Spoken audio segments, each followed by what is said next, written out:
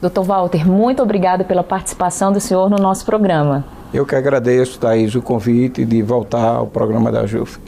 Então, vamos começar falando sobre os presídios, né? O senhor poderia fazer uma breve análise sobre o sistema penitenciário atual?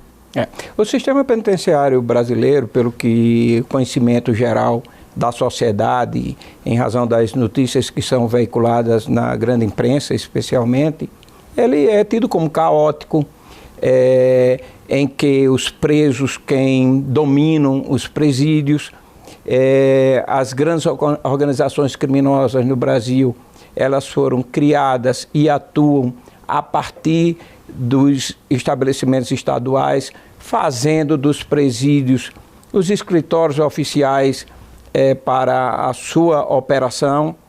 E dentro desse cenário foi imaginado se criar o Sistema Penitenciário Federal, exatamente para abrigar aqueles presos que, mesmo recolhidos em presídios de segurança máxima estaduais, ainda continuam exercendo a liderança em organizações criminosas e praticando os mais diversos crimes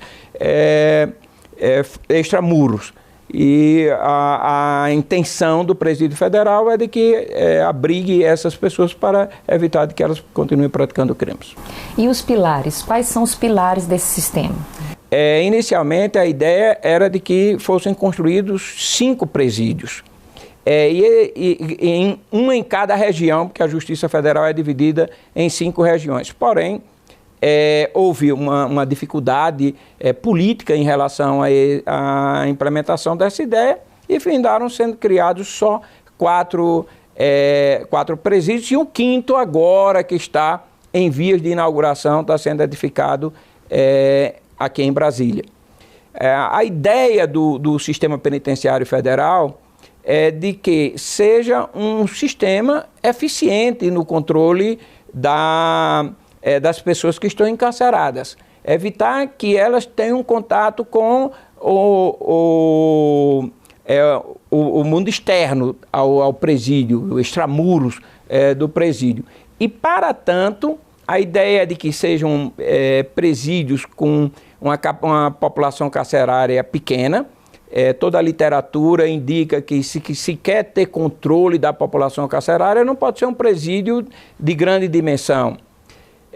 E por isso mesmo, atendendo a essas ordens técnicas, os presídios federais, todos eles possuem a mesma concepção arquitetônica, com capacidade apenas para 208 presos. As celas são individuais e o regime de cumprimento da pena ou da prisão em presídio federal, ele implica em que a pessoa fica recolhida na cela 24 horas do dia. Ela só tem 2 horas diárias para banho de sol ou visita social e mesmo, em alguns casos, para visita íntima. E toda uma tecnologia utilizada para ter um monitoramento de áudio e de imagem em tempo real, tanto no local do presídio como aqui em Brasília. Aqui em Brasília há um setor em que há um monitoramento das 4 unidades para verificar se todos os protocolos são atendidos. Então não há superlotação em presídios federais. Todo e qualquer problema do sistema penitenciário, ele começa efetivamente com a superlotação carcerária e a dificuldade de se ter um controle. Também outro ponto fundamental é de que se tenha um corpo funcional qualificado e em quantidade. O ideal, e isso é aplicado no presídio federal, é de que o número de servidores entre agentes e outros servidores necessários, como da área de saúde, da área de assistência social, de psicologia e tal, seja um número superior à população carcerária.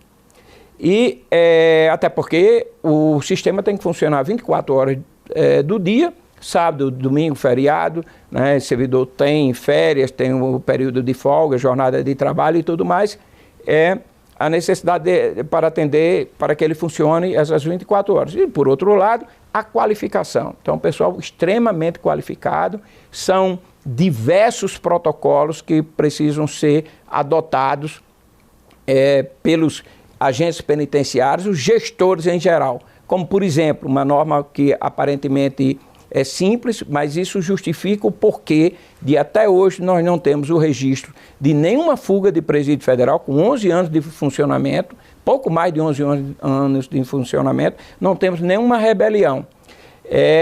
De que os agentes, na abordagem do preso, não pode ser só um agente, tem que ser no mínimo dois agentes.